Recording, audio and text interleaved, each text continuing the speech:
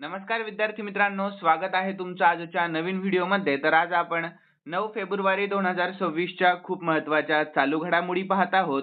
तर विद्यार्थी मित्रांनो, आजचा आपला व्हिडिओ सुरू करण्याच्या अगोदर कालच्या काही महत्त्वाच्या आपण वन लाइनर स्वरूपाच्या चालू घडामोडी पाहूयात रिव्हिजनसाठी. तर कालचा आपला पहिला प्रश्न होता, तर महिला प्रीमियर लीग म्हणजेच WPL 2026 चे विजेतेपद कोणत्या संघाने नुकतेच जिंकले आहे? तर RCB या संघाने. कोणत्या? तर रॉयल चॅलेंजर्स बेंगळुरू यानंतर एअरपोर्ट ऑफ द इयर हा पुरस्कार कोणत्या विमानतळाला मिळाला आहे? तर दिल्ली आंतरराष्ट्रीय विमानतळाला देण्यात आला. यानंतर आपल्या भारतातील सर्वात मोठे अक्षय ऊर्जा योगदान देणारे राज्य कोणते राज्य ठरले आहे? तर ते आहे गुजरात हे राज्य. यानंतर पुढील प्रश्न, 35वी किशोर व किशोरी म्हणजे सब ज्युनियर राष्ट्रीय खो खो स्पर्धा 2025-26 चे किशोरी मुलीचे गटाचे विजेतेपद कोणत्या संघाने जिंकले आहे? तर आपल्या महाराष्ट्र संघाने जिंकले आहे. त्यानंतर पुढील प्रश्न आहे पाचवा. तर 2026 चा प्रतिष्ठित गान तपस्विनी मोगूबाई कुर्डीकर पुरस्कार कोणाला जाहीर करण्यात आला आहे? तर पद्मा तळवलकर गायिका यांना. यानंतर 35वी किशोर व किशोरी सब ज्युनियर राष्ट्रीय खो खो स्पर्धा 2025-26 चे किशोर म्हणजेच मुलांमधील गटाचे विजेतेपद कोणत्या संघाने जिंकले आहे? तर ओडिशा या संघाने जिंकले आहे.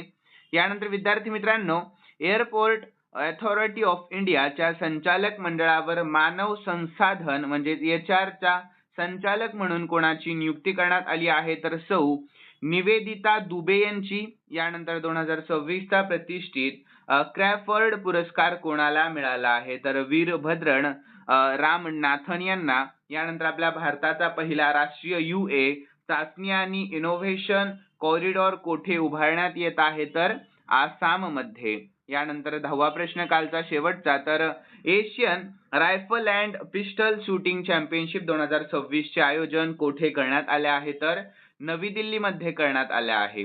तर विद्यार्थी मित्रांनो, आपण आजच्या चालू घडामोडीकडे वळणार आहोत. आजचा आपला पहिला आणि खूप महत्त्वाचा प्रश्न पाहून घेऊयात. तर चला प्रश्न पाहूया. तर पदवीपर्यंत मोफत शिक्षण देणारे आपल्या देशातील पहिले राज्य कोणते राज्य ठरले आहे? तर ऑप्शन बी केरळ हे राज्य ठरले आहे. कोणते राज्य? सर्वांनी लक्षात ठेवा, केरळ हे राज्य ठरले आहे. तर विद्यार्थ्यांनो, पदवीपर्यंतचे शिक्षण पूर्णपणे मोफत म्हणजेच free education up to graduation करणारे केरळ हे आपल्या भारतातील पहिले राज्य ठरले आहे. तर 2026-27 च्या अर्थसंकल्पानुसार या राज्यातील सरकारी व अनुदानित कला आणि विज्ञान महाविद्यालयांमधील पदवी अभ्यासक्रमांसाठी कोणतेही शुल्क आकारले जाणार नाहीत. आणि विद्यार्थी मित्रांनो, ज्यामुळे शिक्षणामध्ये समान संधी उपलब्ध करून देण्याचे एक ऐतिहासिक पाऊल देखील उचलले गेले आहे. तर सर्वांनी महत्त्वाचे मुद्दे देखील लक्षात ठेवा. तर राज्य कोणते आहे? तर ते राज्य आहे केरळ हे राज्य. आणि शिक्षण स्तर तर पदवीपर्यंत आहे, ग्रॅज्युएशन लेवल. आणि वैशिष्ट्य काय आहे? तर सरकारी आणि अनुदानित महाविद्यालयांमध्ये मोफत शिक्षण हे वैशिष्ट्य आहेत. यानंतर दुसरा प्रश्न, तर आपल्या महाराष्ट्राच्या एसटी महामंडळामध्ये नवीन अत्याधुनिक बसेसचे नाव काय देण्यात आले आहे? तर हा देखील प्रश्न खूप जास्त महत्त्वाचा ठरणार आहे. तर याचे योग्य उत्तर आहे ऑप्शन सी, राजमाता जिजाऊ असे नाव देण्यात आले आहे. काय? तर राजमाता जिजाऊ असे नाव. तर विद्यार्थ्यांनो, आपल्या महाराष्ट्र राज्य महामार्ग परिवहन महामंडळाच्या ताफ्यामध्ये नव्याने दाखल होणाऱ्या 55 आसनी अत्याधुनिक बसेसना राजमाता जिजाऊ असे नाव देण्यात आले आहे. आणि या नवीन बसेसची काही प्रमुख वैशिष्ट्ये देखील आपण खालीलप्रमाणे पाहून घेऊयात. तर आसन क्षमता काय आहे? तर या बसेसमध्ये एकूण 3x2 अशी आसन रचना असून एकूण 55 प्रवासी बसू शकणार आहेत. आणि विद्यार्थी मित्रांनो, सध्याच्या साध्या बसेसची क्षमता किती आहे? तुम्हालाही माहित आहे, 40 इतकी आहे. आणि विद्यार्थी मित्रांनो, स्वरूप काय आहे? तर या बसेस भगव्या आणि शुभ्र पांढऱ्या रंग संगतीमध्ये सजलेल्या असतील. आणि याचा उद्देश काय आहे? सर्वांनी लक्षात ठेवा. तर 2 शहरांदरम्यानच्या अति गर्दीच्या मार्गावर प्रवाशांना उभे राहून प्रवास करावा लागू नये यासाठी ही नवीन सेवा सुरू करण्यात आली आहे. यानंतर कधीपासून? तर या बसेस मार्च 2026 पासून टप्प्याटप्प्याने राज्यभर प्रवाशांच्या सेवेमध्ये दाखल होणार आहेत. आणि या अगोदर एसटी महामंडळाने शिवनेरी, शिवशाही, शिवाई आणि यशवंती आणि हिरकणी अशा नावांनी विविध बस सेवा देखील सुरू केलेल्या आहेत. तर विद्यार्थी मित्रांनो, यानंतर पुढील प्रश्न, तिसरा प्रश्न पाहूया. तर आपल्या भारत देशाने कोणत्या ठिकाणावरून एकात्मिक अग्नी 3 या इंटरमिडिएट रेंज बॅलिस्टिक क्षेपणास्त्राची यशस्वी चाचणी घेतली आहे? तर याचे योग्य उत्तर ऑप्शन बी, चांदीपूर ओडिशा या. काय तर चांदीपूर ओडिशा. तर विद्यार्थी मित्रांनो, याविषयी आपण शॉर्टमध्ये महत्त्वाची माहिती देखील पाहून घेऊयात. तर आपल्या भारत देशाने 6 फेब्रुवारी 2026 रोजी ओडिशा राज्यातील चांदीपूर येथील एकात्मिक चाचणी श्रेणी वरून अग्नी 3 या इंटरमिडिएट रेंज बॅलिस्टिक क्षेपणास्त्राची यशस्वी चाचणी घेतली आहे. तर विद्यार्थी मित्रांनो, या चाचणीशी संबंधित काही महत्त्वाचे तपशील देखील आपण खालीलप्रमाणे पाहणार आहोत. तर ठिकाण आहे चांदीपूर ओडिशा आणि संस्था, तर ही चाचणी स्ट्रॅटेजिक फोर्सेस कमांडच्या मार्गदर्शनाखाली पार पडली. आणि पल्ला, तर या क्षेपणास्त्राची मारा करण्याची क्षमता एकूण 3000 ते 3500 किलोमीटर इतकी आहे. सर्वांनी लक्षात ठेवा. आणि याची वैशिष्ट्य काय आहे, तर हे क्षेपणास्त्र अण्वस्त्र वाहून नेण्यामध्ये सक्षम असून ते 2 टप्प्यांचे आणि धन इंधनावर आधारित आहे. तर विद्यार्थी मित्रांनो, यानंतर चौथा प्रश्न पाहूयात आपण. तर ग्लोबल टीचर प्राइज 2026 ने कोणाला नुकतेच सन्मानित केले आहे? तर याचे योग्य उत्तर आहे ऑप्शन ए, रुबल नागी असे त्यांचे नाव आहे. काय तर रुबल नागी. ठीक आहे, सर्वांनी लक्षात ठेवा विद्यार्थ्यांना, रुबल नागी. यानंतर महत्वाची माहिती पाहूयात आपण. तर भारतीय शिक्षिका आणि प्रसिद्ध कलाकार रुबल नागी यांना प्रतिष्ठित ग्लोबल टीचर प्राइज 2026 ने नुकतेच सन्मानित करण्यात आले आहे. तर या पुरस्काराशी संबंधित आपण काही महत्त्वाचे तपशील खालीलप्रमाणे पाहून घेऊयात. तर विद्यार्थ्यांनो, पुरस्कार सोहळा तर दुबई येथे आयोजित वर्ल्ड गव्हर्नमेंट समिट मध्ये हा पुरस्कार प्रदान करण्यात आला आहे 2026च्या. आणि सन्मान तर दुबईचे क्राऊन प्रिन्स शेख हमदान बिन मोहम्मद बिन रशीद अल मक्तूम यांच्या हस्ते रुबल नागी यांना हा पुरस्कार प्रदान करण्यात आलेला आहे. तर विद्यार्थी मित्रांनो, पुरस्काराची रक्कम पाहूया. तर त्यांना 1 दशलक्ष अमेरिकन डॉलर म्हणजे सुमारे 9 कोटी रुपये बक्षीस म्हणून मिळाले आहेत. खूप मोठी रक्कम आहे. तर योगदान, त्यांचे काय योगदान आहे विद्यार्थ्यांनो, तर त्यांनी त्यांच्या रुबल नागी आर्ट फाउंडेशनच्या माध्यमातून झोपडपट्टीतील भिंतीवर शैक्षणिक भित्तिचित्रे काढून आणि 800हून अधिक शिक्षण केंद्रांद्वारे वंचित मुलांना शिक्षणाच्या प्रवाहामध्ये आणण्याचे मोठे कार्य केले आहे. तर निवड तर जगभरातील 139 देशांमधील 5000 पेक्षा जास्त नामांकनांमधून त्यांची या पुरस्कारासाठी निवड करण्यात आली आहे. नमस्कार विद्यार्थी मित्रांनो, तर सर्वांसाठी एक महत्त्वाची सूचना. तर या व्हिडिओचं लाईकचं टार्गेट मी फक्त आणि फक्त 500 लाईक ठेवलेलं आहे. तर सर्वांनी आपले 500 लाईक लवकरात लवकर पूर्ण करा. आणि स्पेशली मी तुमच्यासाठी काल झालेला चालू घडामोडीचा प्रश्न शेवटी देत असतो, त्याही प्रश्नाचे उत्तर मला कॉमेंटमध्ये कळवत जा. आणि विद्यार्थी मित्रांनो, तुमच्या लाईकचे टार्गेट आणि शेवटी दिलेल्या प्रश्नाचं उत्तर पाहून मलाही नवीन व्हिडिओ बनवण्याचं प्रोत्साहन व बळ मिळत असतं. म्हणून सर्वांनी दोन्ही गोष्टी लवकरात लवकर पूर्ण करण्याचा प्रयत्न करत जा. तर चला पुढील प्रश्नाला सुरुवात करूयात. तर विद्यार्थी मित्रांनो, यानंतर 5वा प्रश्न पाहूयात आपण. तर जगातील पहिले खाजगी स्पेस स्टेशन कोणते आहे जे अमेरिकेतील व्हॅस्ट कंपनीद्वारे उभारले जात आहे? तर याचे योग्य उत्तर ऑप्शन बी, हॅव्हन 1 हे. कोणते? तर हॅव्हन 1 हे. तर विद्यार्थ्यांनो, अमेरिकेतील व्हॅस्ट या खाजगी कंपनीद्वारे उभारले जाणारे जगातील पहिले खाजगी अंतराळ स्थानक हॅव्हन 1 हे आहे. आणि या अंतराळ स्थानकाबद्दलची महत्त्वाची माहिती देखील आपण खालीलप्रमाणे पाहून घेऊयात. तर याची मुख्य वैशिष्ट्ये आणि माहिती पाहूयात. तर प्रक्षेपण म्हणजेच लॉन्च, तर हॅव्हन 1 हे अंतराळ स्थानक 2027 मध्ये प्रक्षेपित करण्याचे नियोजित आहे. आणि हे प्रक्षेपण स्पेसएक्सच्या फाल्कन 9 रॉकेटद्वारे केले जाणार आहे. तर विद्यार्थी मित्रांनो, स्वरूप काय आहे, तर हे एक लहान आणि सिंगल मॉड्यूल अंतराळ स्थानक आहे जे पृथ्वीच्या खालच्या कक्षेमध्ये म्हणजेच लो अर्थ ऑर्बिट मध्ये स्थापित केले जाईल. आणि याची कार्यक्षमता, तर एकदा कक्षेत पोहोचल्यानंतर हे स्थानक ऑक्सिजन आणि ऊर्जेसाठी स्पेसएक्सच्या क्रू ड्रॅगन कॅप्सूलवर अवलंबून असेल. आणि क्षमता, तर हे स्थानक 4 अंतराळवीरांना राहण्यासाठी डिझाइन केलेले देखील आहे. आणि यामध्ये 4 जणांसाठी वैयक्तिक खोल्या, विज्ञानासाठी प्रयोगशाळा आणि 1.1 मीटरची एक मोठी गोलाकार खिडकी असेल ज्यातून पृथ्वीचे दर्शन घेता येणार आहे. तर विद्यार्थ्यांनो, याचा उद्देश काय आहे तर आंतरराष्ट्रीय अंतराळ स्थानक 2030 पर्यंत निवृत्त होणार असल्याने त्याच्या जागी व्यावसायिक पर्याय उपलब्ध करून देणे हा या प्रकल्पाचा मुख्य उद्देश आहे.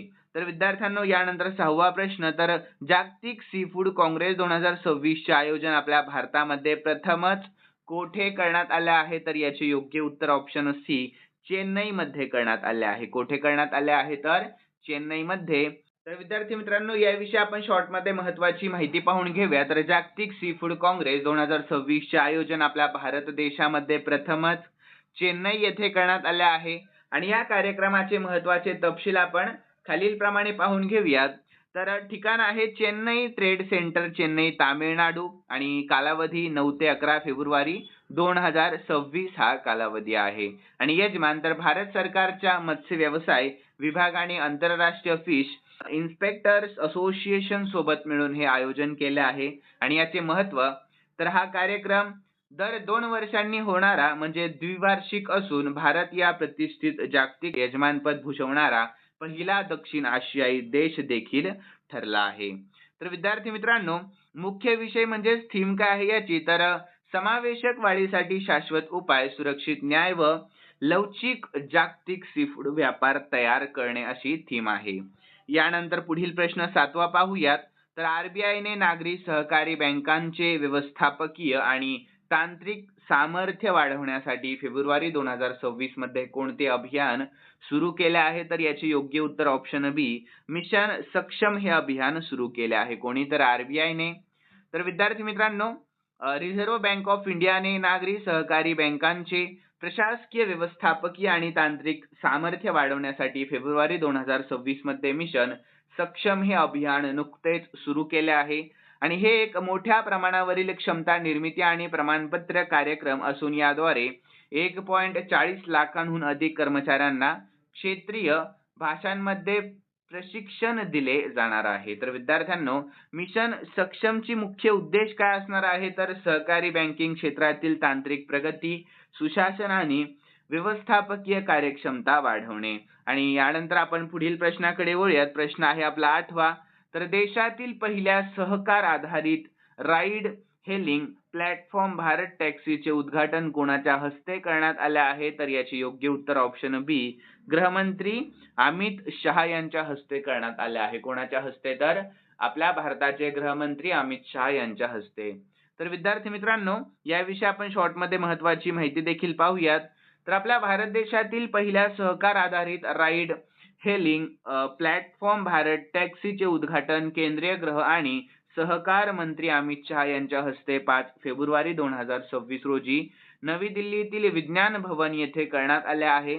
आणि हे व्यासपीठ चालक मालकीचे असून ते शून्य कमिशन मॉडेलवर काम करते. आणि उद्घाटन तर केंद्रीय गृह आणि सहकार मंत्री अमित शहा यांच्या हस्ते उद्घाटन करण्यात आले आहे. सर्वांनी लक्षात ठेवा आणि दिनांक देखील सर्वांनी लक्षात ठेवा. तर विद्यार्थ्यांनो, 5 फेब्रुवारी 2026 ही तारीख आहे आणि स्थान तर विज्ञान भवन नवी दिल्ली. ठीक आहे. यानंतर विद्यार्थी मित्रांनो, वैशिष्ट्य काय आहे तर शून्य कमिशन आणि सहकारातून समृद्ध संकल्पनेवर आधारित आहे.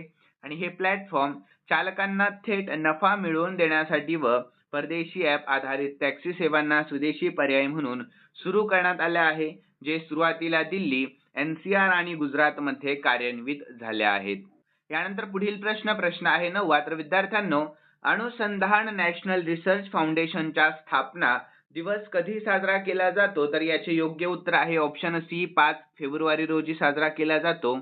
तर विद्यार्थी मित्रांनो, हा प्रश्न आपला घ्यायचा राहिला होता म्हणून आज घेतला आहे, कारण खूप महत्त्वाचा प्रश्न आहे. तर याविषयी शॉर्ट मध्ये महत्त्वाची माहिती पाहूयात. तर अनुसंधान नॅशनल रिसर्च फाउंडेशनचा स्थापना दिवस 5 फेब्रुवारी रोजी साजरा केला जातो आणि 5 फेब्रुवारी 2024 रोजी ही संस्था अधिकृतपणे अंमलात आली.